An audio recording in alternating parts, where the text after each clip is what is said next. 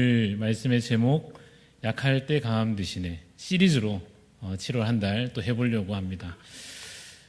약할 때 하나님께서 우리의 강함이 되십니다. 그렇죠? 우리가 강하다 느낄 때는 잘 못 느낄 수도 있는데 참 약해지면 그때서야 어쩌면 이 고백이 더 진하게 고백되는 것 아닌가 생각이 듭니다. 약할 때 강함 되신다 하는 이 말씀 위로도 되고 또 우리 자신을 돌아보기도 되고 하는 이 7월 한 달이 되었으면 좋겠습니다. 오늘은 첫 번째 시간으로 모세에 관한 이야기를 우리가 출애굽기 3장 내용을 좀 읽었고 함께 살펴보고자 합니다. 여러분 이걸 아시는지 모르겠는데 그 어린이들이 한때 좋아했고 지금도 혹시 좋아하는 아이들이 있을지 모르겠지만 토마스와 친구들이라고 하는 애니메이션이 있습니다. 그래서 기차들이 막 다니면서 열심히 일하고 하는 이 애니메이션이 있는데요. 저희 아이들도 한때 많이 좋아해서 틀어주고 보고 하는 걸 그러곤 했었는데 저도 옆에서 이렇게 보다 보니까 이 기차들이 막 열심히 일하면 이제 사장님이 이 꼬마 기차들에게 칭찬하는 표현이 한 가지 있는데 그게 뭐였는가 하면 바로 넌 참 쓸모있는 기관차야 뭐 이런 칭찬을 하는 것이 이 애니메이션의 주된 하나의 어떤 테마 같이 되어 있습니다. 한편으로는 제가 이걸 이제 보면서 아이들이 이걸 보는 것을 보면서 야 너무 어려서부터 아이들이 쓸모 있는 인간이 되어야 하는 부담을 가지는 것은 아닐까 하는 염려를 좀 하기도 했습니다만 어찌됐든 이 애니메이션에서는 이런 표현이 좀 자주 등장하기도 했고 실제로 우리의 마음에 그런 마음이 있는 것 같습니다. 어떤 마음인가 하면 내가 좀 쓸모 있는 사람이 되고 싶은 마음 다 있지 않을까 생각이 듭니다. 어떤 집단에서나 혹은 작게는 가정에서나 혹은 이 사회에서도 내가 좀 쓸모 있는 사람인가 아닌가 하는 것이 사실 참 중요한 문제, 그렇게 내가 어떻게 느끼는가 하는 것 참 중요한 문제이고 이것을 효용성이라고도 하는데 이것이 확보된 인생과 그렇지 못하다고 느끼는 사람의 삶의 어떤 의미랄까요? 스스로 느끼는 만족감이랄까요? 차이가 클 것입니다. 그래서 반대로 생각하면 내가 이제는 쓸모없구나라고 느껴지면 참 마음에 그런 마음이 이 삶의 의미나 가치에 대해서 어떤 기쁨과 만족에 있어서 참 이렇게 부족함을 느끼게 되지 않겠는가 하는 생각이 들었습니다. 쓸모 있는 사람이 된다고 하는 것, 그래서 쓰임 받는다고 하는 것, 그래서 우리가 생각하면 어떤 좀 조건이 필요하지 않을까 하는 생각도 들죠.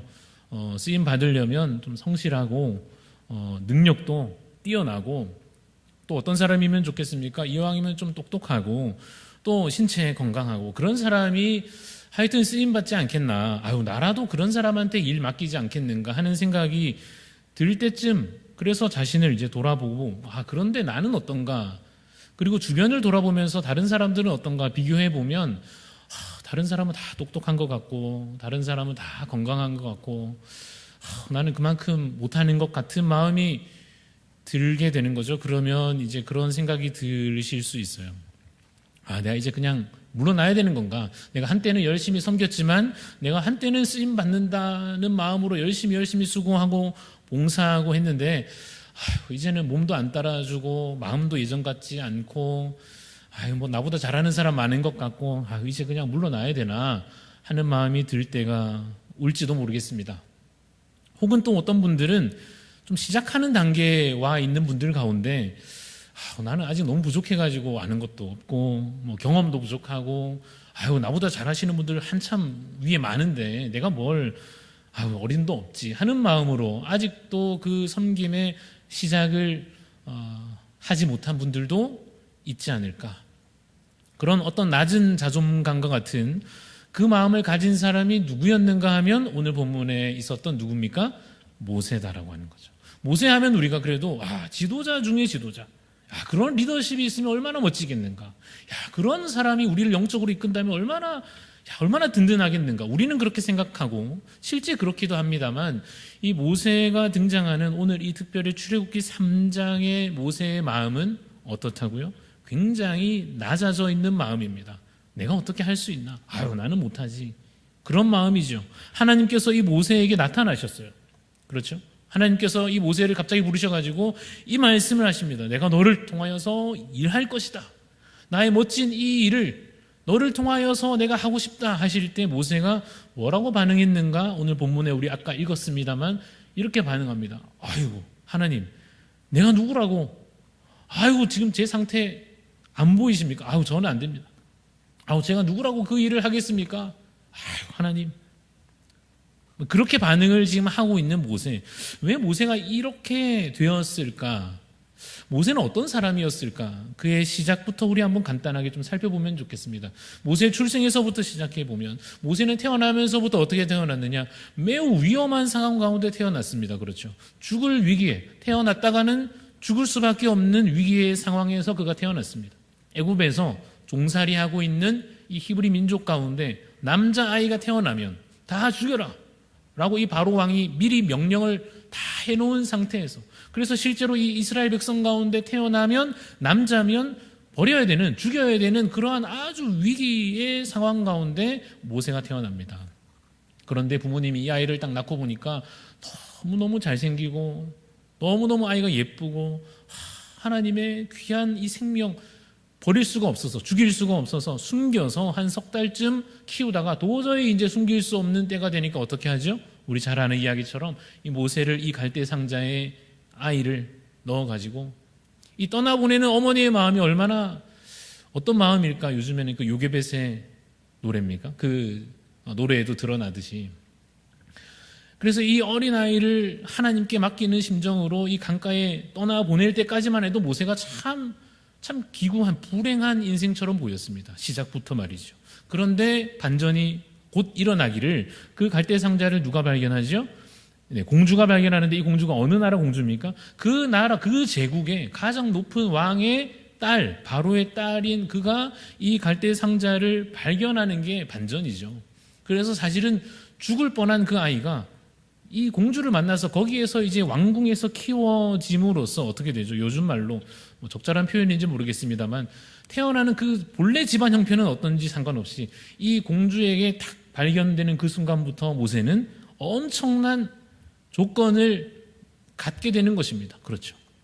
왕궁에서 자라는 아주 어린아이 때부터 그러한 조건에 처하게 된 겁니다. 그래서 그의 젊은 시절을 길게 살펴보지는 못해도 대략 이런 모습이었겠죠. 엄청난 조건을 다 갖춘 사람으로서 이런 거 갖추어야 되지 않을까 생각할 수 있는 물질적인 것이든지 어떤 능력에 관한 것이든지 어떤 훈련을 받는다든지 뭐 좋은 것을 보고 자란다든지 그 모든 것에 있어서 이보다 좋을 수 없는 환경에서 모세는 자라게 되는 거죠. 그래서 그는 곧 이제 나이가 더 들어가고 순서가 돌아오면 왕이 될 수 있는 사람이라고 하는 웬만한 사람이 누릴 수 없는 상황과 조건에 있습니다. 앞길이 창창한 젊은 시절에 모세가 있었습니다. 그런데 여기서 쭉 이어지지 않고 큰 전환점이 성경에 나오죠.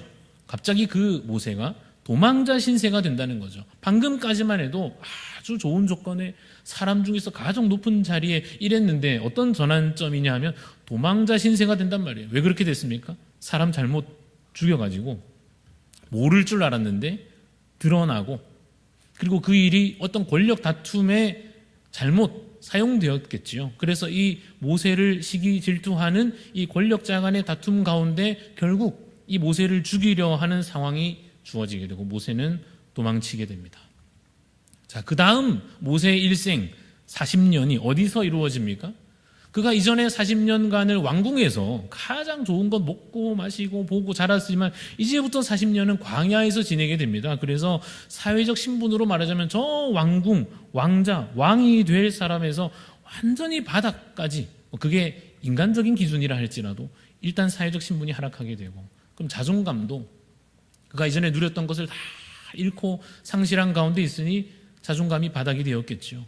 그리고 그를 스스로 생각하기에도 나는 이제 나그네 인생이다. 내 고향에서 사는 것도 아니고 내 가족들과 함께 지내는 것도 아니고 그냥 광야 같은 곳에서 전혀 모르는 사람들과 이제는 함께 뒤섞여 살아가야 하는 참 불행한 인생이구나 라고 느끼는 40년을 그가 살게 된다 하는 것입니다.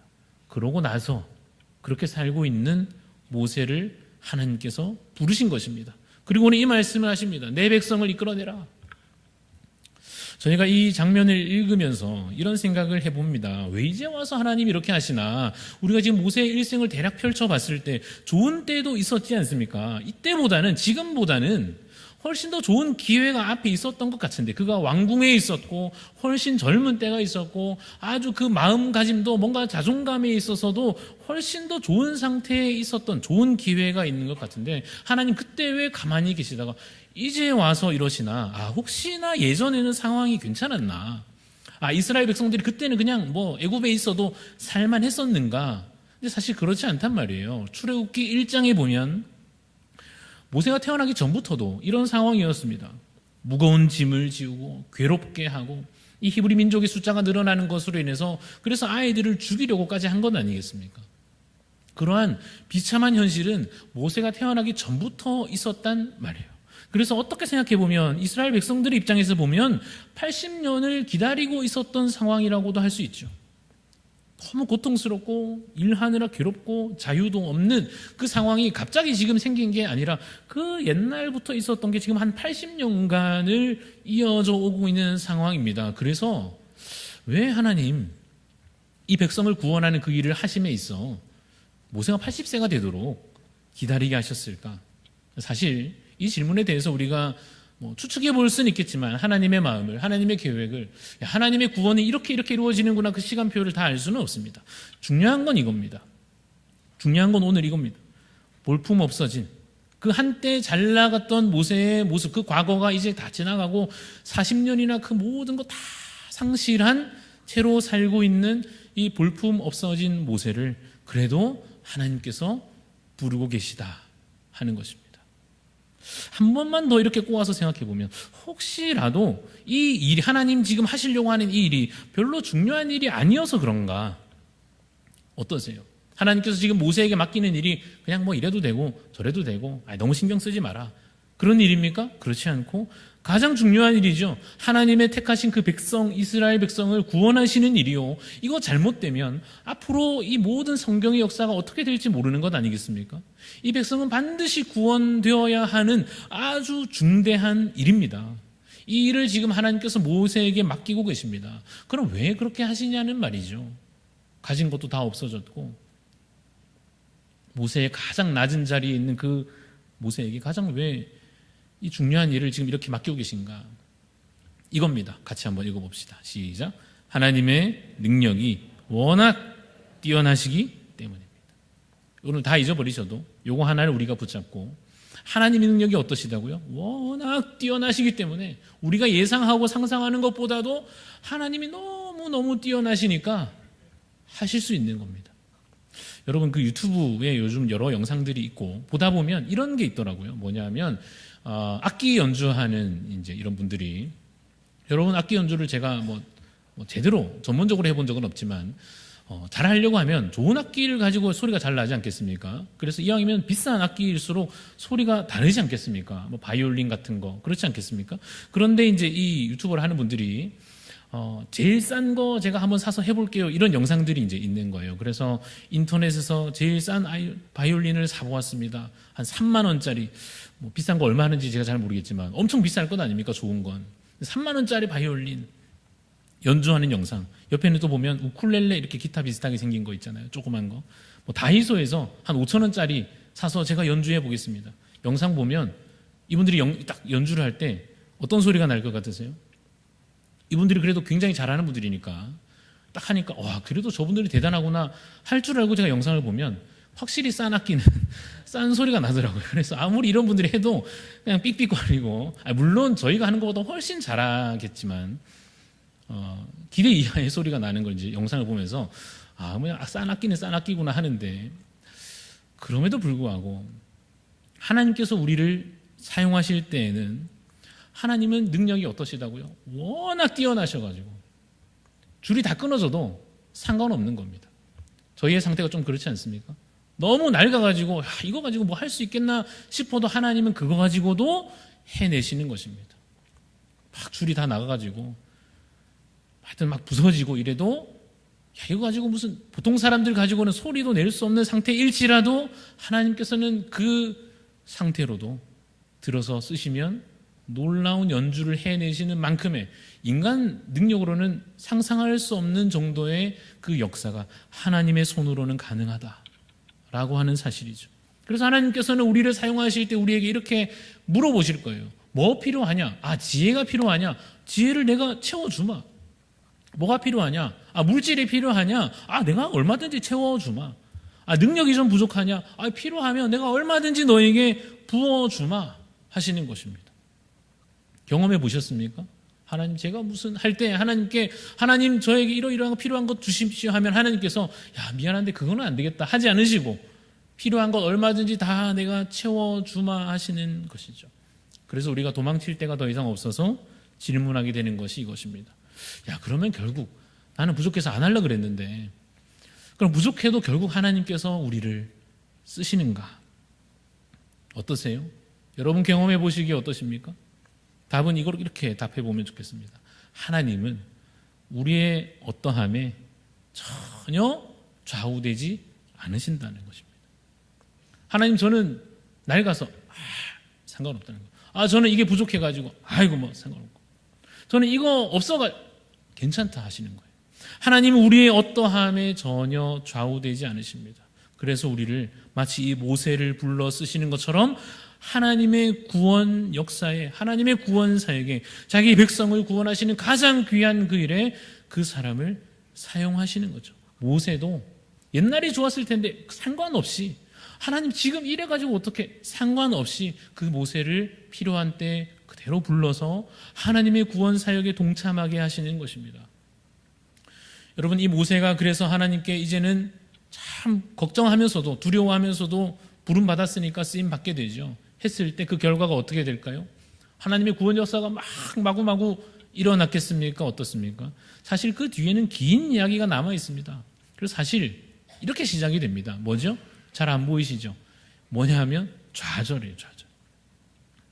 딱 그렇게 순종 하나님 저에게 맡기셨으니까 제가 알겠습니다. 해보겠습니다 하면 바로 하나님의 역사가 막 기적처럼 벌어질 줄 알았는데 그런 게 아니고 하나님 다 되게 하신다 해놓고는 해보면 좌절부터 시작됩니다. 모세도 그랬습니다. 분명히 하나님 제가 말했지 않습니까? 이스라엘 백성들도 저를 무시할 것이고 저 바로 왕도 나를 무시할 것인데 괜찮다. 내가 너와 함께하리라. 해보니까 어떻게 되죠? 진짜 무시하는 거예요. 괜히 가서 바로 왕한테 얘기했다가 일만 많아져가지고 이스라엘 백성들이 원망하지 않습니까? 너 괜히 왜 우리 건드려가지고 괜히 바로 왕 건드려가지고 우리를 더 괴롭게 하느냐? 모세가 완전히 좌절하죠. 하나님 안 한다 했지 않습니까? 안 된다 했지 않습니까? 왜 저들 그런 억울한 마음들이 막 모세에게 올라오는 장면이 있습니다. 저도 개인적으로 교회 사역을 함에 있어서 여러분 보시기 어떨지 모르겠습니다만은 좌절을 맛보게 되는데 죄송한 말씀이지만 오늘만 해도 제가 여러 실수를 한 게 있습니다. 모르시면 넘어가면 좋겠습니다. 알려고 하지 마시고 그런갑다 하시면 되고 아는 분들은 아시겠지만 다행히도 그 해당하시는 분들이 저한테 괜찮다 해주셔가지고 오늘 무사히 제가 지나가고 있지만 제가 오늘 해서는 안 되는 실수를 벌써 몇 개를 해가지고 이 앞에 서 있는 게 참 죄송하고 고개를 들 수가 없는데 궁금해하지 마시기 바랍니다. 아이고 양 목사님 또 뭐 가지고 저렇게 하나 걱정하지 마시고 그런갑다 하고 넘어가시면 좋겠습니다. 그래서 제 마음에 나는 안 되는가 보다 이런 생각이 이제 인간적으로 들 수 있잖아요. 아이고 막 더 잘하는 사람 있을 텐데 왜 내가 이 자리에 있어가지고는 목사님한테도 죄송하고 성도 이런 마음이 이제 인간적으로 막 올라오면 좌절이 이제 올 때가 있죠. 모세도 그랬겠죠. 하나님께서 맡기셔가지고 안 그래도 안 하려고 하다가 이제 알겠습니다 하고 하는데 막 바로도 안 된다 그러죠. 이스라엘 백성들도 원망하죠. 아이고 막 안 하는 게 낫지 이런 생각이 들었을 때가 있었을 거예요. 근데 좌절을 한번 겪고 나서 그 다음에 다시 믿음으로 딛고 일어서서 해보면 어떻게 될까요? 또 좌절이 오는 거죠. 반복되는. 그 다음부터라도 좀 잘 풀리면 좋겠는데 좌절이 한 번으로 끝나는 게 아니고 또 반복되는 좌절이 옵니다. 모세가 바로 왕한테 한 번에 바로 오케이를 받은 게 아니고 막 재앙이 일어나고 또 일어나도 이 바로 왕은 더욱더 완악하여진 마음으로 절대 안 된다. 이 일을 겪는 모세의 마음이 쉽지는 않았을 것입니다. 저희도 아마 그럴 수 있습니다. 특별히 이제 여름 시즌이 되니까 어쨌든 이 어린 아이들 붙잡고 어떻게든 성경학교도 하고 수련회도 하고 평소에 하던 거지만 좀 더 집중해서 뭐 저는 개인적으로 이런 생각이 있습니다. 아이들을 2박 3일이나 이제 밖에 데리고 나가서 캠프, 뭐 수련회, 성경학교 하지 않습니까? 예전부터 제가 그런 생각을 했습니다. 좀 입원시키는 거다는 생각을 좀 한 적이 있어요.